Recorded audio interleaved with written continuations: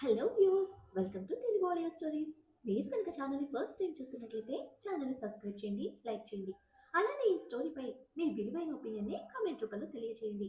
ఇక కథలోకి వెళ్దామా? వీడియో చూస్తున్నందరూ కింద కనిపిస్తున్న హైప్ ఆప్షన్ నొక్కి వీడియోని ఎంకరేజ్ చేయండి. రే, రెస్పెక్ట్ ఎక్కడ్రా? నువ్వు రెస్పెక్ట్ మిస్ చేసావు. నేను హర్ట్ అయ్యాను.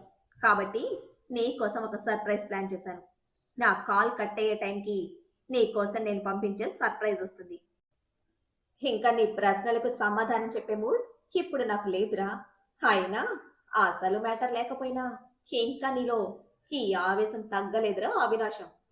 నా ఈగోని కెలికి నీ నాశనానికి నువ్వే స్పాట్ పెట్టుకున్నావు, నాకు రెస్పెక్ట్ ఇవ్వకుండా. సర్లే, ఇప్పుడు నీతో మాట్లాడే మూడ్లో లేను. అసలే డెలికేట్ మైండ్ నాది. నీతో మాట్లాడుతూ ఉంటే అది ఇప్పుడు నిన్ను చంపేయమని పోరు పెడుతుంది. సో నువ్వు అన్ని మూసుకొని ఫోన్ స్పీకర్లో పెట్టు. మేము మాట్లాడుకుంటాం. నువ్వు కామ్గా నేను నీ కోసం పంపించే సర్ప్రైజ్ ఏమై ఉంటుందో ఆలోచిస్తూ ఉండు నీ చెత్త బుర్రతో అని అంటాడు. అవినాష్ పళ్ళు కొరుకుతూ ఫోన్ స్పీకర్లోనే ఉంది అని చెప్పడంతో అటువైపు నుంచి శౌర్య, రే యాబ్రస్ ఎదవా, అసలే ఉండాల్సిన మ్యాటర్ ఎటు పోయింది. ఇప్పుడు ఆ పళ్ళు కొరికి పళ్ళు కూడా ఊడగొట్టుకునే అంత అవసరమా?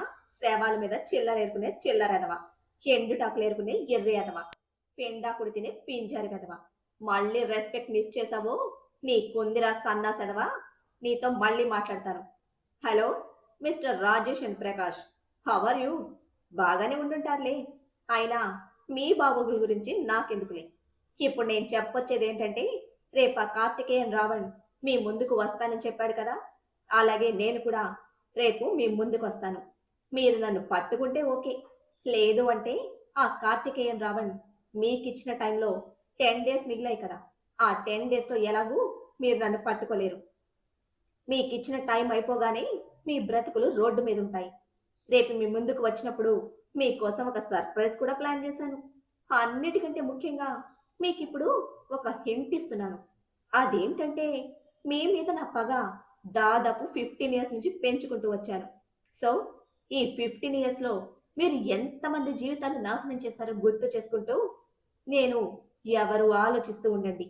అలాగే మీ దగ్గర ఆ కార్తికేయన్ రావణ్ చిన్నప్పటి ఫోటో ఏదైనా ఉంటే ఎప్పుడెలా ఉంటాడో డ్రాయింగ్ వేస్తే మీరు తొందరగా పట్టుకోవచ్చు అని ఒక ఉచిత సలహా పడేసి కాల్ కట్ చేస్తే ముగ్గురు ఆలోచనలో పడతారు. అప్పుడే బయట డోర్ దగ్గర నిలబడి ఉన్న సెక్యూరిటీ, చిన్న సార్, మీకోసం కొరియర్ వచ్చింది అని చెప్తే ప్రకాష్ ఆ కొరియర్ తీసుకుని సెక్యూరిటీని పంపించేసి బాక్స్ తీసుకుని వెళ్ళి అవినాష్ పక్కన బెడ్ మీద పెట్టి, చూడు ఇందులో ఏముందో అని అంటే అవినాష్ బాక్స్ ఓపెన్ చేస్తూ ఉంటాడు వణుకుతున్న చేతులతో. ఒక 2 నిమిషాల తర్వాత గట్టిగా ఊపిరి పీల్చుకుని వదిలి కళ్ళు మూసుకొని బాక్స్ ఓపెన్ చేసి బాక్స్ లో ఉన్నది చూడగానే ప్రకాష్ షాక్ తో బిగుసుకుపోతాడు. ప్రకాష్ ని చూసి రాజేష్ చిన్నగా దగ్గరికి వచ్చి బాక్స్ లో ఏముందో చూస్తాడు. రాజేష్ కి చిన్నగా గుండెల్లో నొప్పి మొదలవుతుంది అందులో ఉన్నది చూడగానే. ఇద్దరి నుంచి ఎలాంటి రెస్పాన్స్ లేకపోవడంతో అవినాష్ చిన్నగా కళ్ళు తెరిచి ముందు రాజేష్, ప్రకాష్ వైపు చూస్తాడు. ఇద్దరు చలనం లేనట్టు ఉండేసరికి చిన్నగా బాక్స్ వైపు చూస్తాడు. అంతే షాక్ తో బిగుసుకుపోతాడు. ముందుగా ప్రకాష్ తేరుకుని బాక్స్ క్లోజ్ చేసి రాజేష్ అవినాష్ ను కదిలిస్తే, రే, ముందు దీన్ని ఏదో ఒకటి చేసి మాయం చేయండి. ఇది రియా చూస్తే నిజంగానే రియానే మన గురించి నిజాలు అందరికీ చెప్పేస్తుంది అని అంటాడు. అసలు ఆ బాక్స్ లో ఏముందో చూద్దాం. ప్రకాష్ బాక్స్ ఓపెన్ చేయగానే అందులో ఒక చీర, పక్కనే రాజేష్ ప్రకాష్లు కలిసి రాజేష్ వైపుని ఉరివేస్తూ ఉన్నట్టు ఉండడం, వీళ్ళకి కొంచెం దూరంలో అది చూస్తూ నిలబడిన అవినాష్ ఫోటో ఉంటుంది. అంతేకాకుండా అందులో రాజేష్ వైపు డైరీ కూడా ఉండడంతో అవి చూసిన ముగ్గురికి నాలుగో కంటికి తెలియనిది కళ్ళ ముందు కనిపించడంతో షాక్ అవుతారు. రియాకి వాళ్ళ అమ్మ అంటే ప్రాణం. ఆవిడ చనిపోయిన తర్వాత కొన్ని రోజులు డిప్రెషన్లో కూడా వెళ్ళిపోయింది.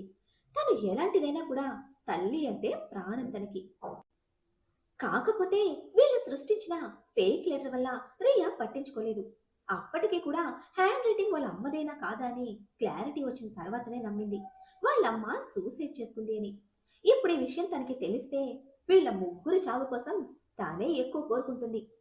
అది తెలుసు కనుకనే ఆ బాక్స్ చూసిన దగ్గర నుంచి భయపడుతూ ఉన్నారు ఈ ముగ్గురు. అప్పుడే రియా పైన రూమ్ దగ్గరికి వచ్చి డోర్ నాక్ చేస్తే ముగ్గురు తల తిప్పి అక్కడ రియాని చూసి కంగారు పడుతూ వెంటనే ఆ కంగారుని రియా గమనించకుండా లోపలికి దాచేస్తూ నార్మల్ గా చూస్తారు రియా వైపు. రియా కళ్ళు చిన్నవి చేసి ముగ్గురిని గమనిస్తూ లంచ్ అయింది, రండి వడ్డిస్తాను. ముగ్గురిని ఒక్క నిమిషం తీక్షణంగా చూసి కిందకు వెళ్ళిపోతుంది. ప్రకాష్ రాజేష్ అవినాష్ వైపు చూస్తూ నేను బాక్స్ తీసుకుని ఇంటికి వెళ్ళిపోతాను. తనకి డౌట్ రాకముంది మీరు కొంచెం జాగ్రత్తగా ఉండండి. నాకెందుకో రియా ప్రవర్తనలో కొంచెం డిఫరెన్స్ కనిపిస్తూ ఉంది అని చెప్పి బాక్స్ తీసుకుని బయటకు నడిస్తే రాజేష్ అవినాష్ ఒకరి వైపు ఒకరు చూసుకుంటారు. రాజేష్ అవినాష్కి సహాయం చేస్తూ కిందకి తీసుకుని వస్తే ప్రకాష్ రియా వైపు చూస్తూ రియా నాకు కొంచెం అర్జెంట్ వర్క్ ఉంది, మళ్ళీ వస్తాను అని రియాకి మాట్లాడే అవకాశం ఇవ్వకుండా వెళ్ళిపోతాడు. రాజేష్ అవినాష్ డైనింగ్ టేబుల్ దగ్గరికి రావడంతో రియా ఇద్దరికి వడ్డించి తను కూడా కూర్చుని తింటూ ఇద్దరిని గమనిస్తూ ఉంటుంది. మనసులో కొంచెం బాధ తగ్గడంతో నిద్రలోకి జారుకున్న కార్తీక్ శౌర్యలకి ఒక 2 గంటల తర్వాత మెలకువ వస్తే నిద్రలేచి రక్షిత ఖుషి వైపు ఒకసారి చూసి టైం చూసుకుని కొంచెం వర్క్ ఉంది అని చెప్పి ఇద్దరు పైన స్టడీ రూమ్లోకి వెళ్తారు. ఇద్దరు ఒక 10 నిమిషాలు మాట్లాడుకుని ఒకరి తర్వాత ఒకరు ప్రకాష్ వాళ్ళకి కాల్ చేసి షాక్ ఇస్తారు. కొంచెం సేపటికి అందరూ డైనింగ్ టేబుల్ దగ్గర కూర్చుంటే ఖుషి కార్తీక్ ముందు నిలబడి రావణ్ నన్ను టేబుల్ మీద కూర్చోపెట్టు అని అంటుంది. కార్తీక్ ఖుషి వైపు ఒకసారి చూసి నేనిప్పుడు నిన్ను టేబుల్ మీద కూర్చోపెడితే నాకేంటి అని అడిగితే ఖుషి బుగ్గ మీద వేలు పెట్టుకుని ట్యాప్ చేసుకుంటూ ఆలోచిస్తూ ఉంటుంది. ఒక 2 నిమిషాలకి బ్రైట్ గా నవ్వుతూ కార్తీక్ బుగ్గ మీద ముద్దు పెట్టి ఇంకో 4 కిస్సీలు ఇస్తాను అని చెప్తే కార్తీక్ కావాలని బుగ్గ మీద తుడుచుకుంటూ ఫేస్ ఒకలా పెట్టేసి నాకేం వద్దు నీ కిస్సీలు అని అంటాడు. ఖుషి పాప ఉడుక్కుంటూ గుర్రుగా కార్తీక్ వైపు చూస్తూ ఏదో అనేలోపు ఖుషి టేబుల్ మీద ఉండడంతో షాక్ అవుతుంది.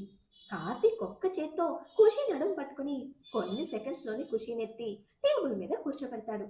కార్తీక్ అలా కూర్చునే సింగిల్ హ్యాండ్ తో టేబుల్ మీద కూర్చోబెట్టేసరికి ఖుషి పాప పిచ్చి చూపులు చూస్తుంది. కార్తీక్ ప్లేట్ తీసుకుని అన్నం కలిపి ఖుషి నెత్తి మీద ఒకటి మొట్టగానే ఖుషి నోరు తెరవడంతో అన్నం ముద్ద నోట్లో పెడతాడు. ఖుషి తేరుకుని తల మీద రుద్దుకుంటూ కార్తీక్ పెట్టిన అన్నం తింటూ గుర్రుగా కార్తీక్ ని తినేసేంత కోపంగా చూస్తుంది. కార్తీక్ ఖుషికి ఒక కేర్లెస్ లుక్ పడేసి తింటూ ఖుషికి కూడా తినిపిస్తూ ఉంటే ఖుషి పాప బుద్ధిగా తింటూ తనకున్న కాస్త బుర్రతో ఒక పిచ్చి ప్లాన్ వేస్తూ ఉంటుంది. తినడం కంప్లీట్ అయ్యే టైంకి తన బ్రెయిన్లెస్ బుర్రలో ఒక బ్రెయిన్లెస్ ప్లాన్ రచించి దాన్ని ఇంప్లిమెంట్ చేసే ఆలోచనలు చేస్తూ కార్తీక్ కి ఒక కన్నింగ్ లుక్ పడేస్తుంది. కార్తీక్ ఖుషి పాప తన కోసం ఒక బ్రెయిన్లెస్ ప్లాన్ రెడీ చేసింది అని తెలియక తన భార్యకి ఇష్టంగా తినిపిస్తూ తాను కూడా తింటూ ఉంటాడు. ఖుషి పాప అందరి వైపు ఒకసారి చూసి మనసులో మనకిప్పుడు ఒక పర్సన్ కావాలి ప్లాన్ ఇంప్లిమెంట్ చేయాలి అంటే అని ఆలోచిస్తూ మళ్ళీ ఇంకోసారి ఒకరి తర్వాత ఒకరిని చూస్తూ ఉంటుంది. తన పిచ్చి ప్లాన్ ని అంతే పిచ్చిగా ఎవరు ఇంప్లిమెంట్ చేస్తారా అని. ఆరాంగా ఎవరితో సంబంధం లేకుండా అతని పాటికి అతను తింటూ ఉన్న ఆదిత్య వైపు చూడగానే ఖుషి తన ప్లాన్ కి ఆదిత్యనే కరెక్ట్ గా యూస్ అవుతాడని ఫిక్స్ అవుతుంది. పాపం కొంచెం సేపట్లో బలవుతున్నాడని తెలుసుకోలేని ఆదిత్య జ్వాల పాప గురించి ఆలోచిస్తూ ఆరాంగా తింటూ ఉన్నాడు. ఖుషి ఫేస్ లో మారుతున్న భావాలను ముందు నుంచి గమనిస్తూ ఉన్న శౌర్య జాలిగా ఆదిత్య వైపు చూస్తే బలిచ్చే ముందు బాగా తిండి పెట్టే మేకలా కనిపిస్తాడు. ఆ ఊహకి వస్తున్న నవ్వుని కష్టంగా ఆపుకుంటూ పక్కనే ఉన్న ఆకాష్తో చిన్నగా బ్రో కొంచెం సేపట్లో ఏదో జరుగుతుందని నా 10th సెన్స్ చెప్తుంది. ఖుషికి మనం వీలైనంత దూరంగా ఉంటే మంచిది అని ఆకాష్కి ఒక ఉచిత సలహా ఇచ్చేసి ఎదురుగా ఉన్న రక్షిత వైపు చూస్తాడు. అప్పుడే సౌర్యబాబు గారికి అంతకుముందు తన బాధలో ఉన్నప్పుడు రక్షిత మాటలతో తనని ఓదారుస్తూ ప్రపోజ్ చేయడం అర్థం అవగానే గట్టిగా పొలమారుతుంది షాక్తో. ఇంకో పక్కన కార్తీక్ ప్లేట్ ఖుషి చేతికిచ్చి సౌర్యకి వాటర్ తాగిస్తే సౌర్య కొంచెం సెట్ అయ్యాక నెత్తి మీద ఒక్కటి కొట్టి ఏడియట్ తినేటప్పుడు ఏం ఆలోచిస్తూ తింటున్నావు అని అరుస్తాడు.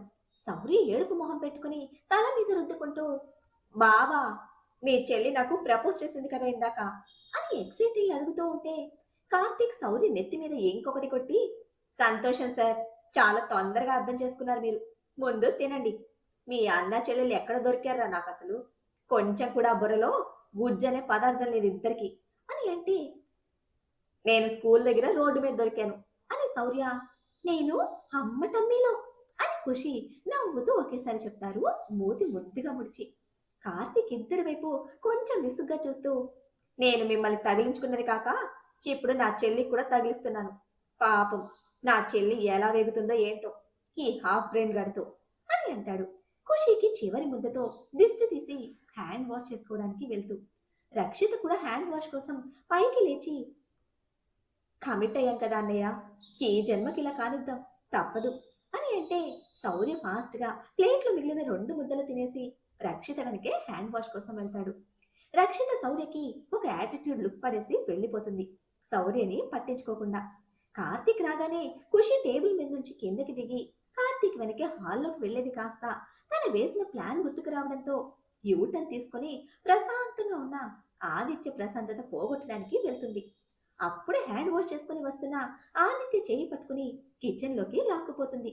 ఆదిత్యకి అసలు మాట్లాడే అవకాశం కూడా ఇవ్వకుండా కిచెన్లోకి లాక్కుని వెళ్ళి, ఆది, రావణ్ మీద రివెంజ్ తీర్చుకోవడం కోసం నేను ఒక ప్లాన్ వేశాను, నాకు నువ్వు హెల్ప్ చేయాలి అని అంటే ఆదిత్య అయోమయంగా, ఇప్పుడు రావణ్ ఏం చేశాడు మమ్మ, రివెంజ్ ఏంటి అని అడుగుతాడు ఏం అర్థం కాక.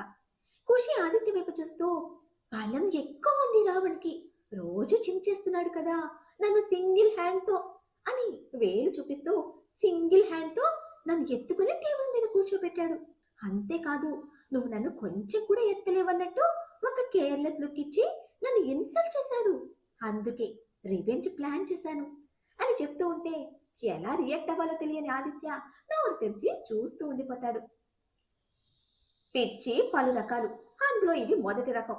హుఫ్, ఎవరికి అర్థం కాని విధంగా అర్థం చేసుకోవడంలో ఖుషి పాప ఫస్ట్ ఉంటుంది. పాపం మన కార్తీక్. మరి అసలు ఖుషి వేసిన ఆ తిక్క ప్లాన్ ఏంటి? ఆదిత్యని తన ప్లాన్తో ఏ విధంగా ఇరికించి బలి చేయబోతుంది? రాజేష్ భయపడుతున్నట్టు ప్రియాకు వాళ్ళ గురించి నిజం తెలిసిందా? ప్రకాష్ రాజేష్లతో చెప్పినట్టు కార్తీక్ వాళ్ళని కలుస్తాడా? అతనే రావణని వాళ్ళు తెలుసుకుంటారా?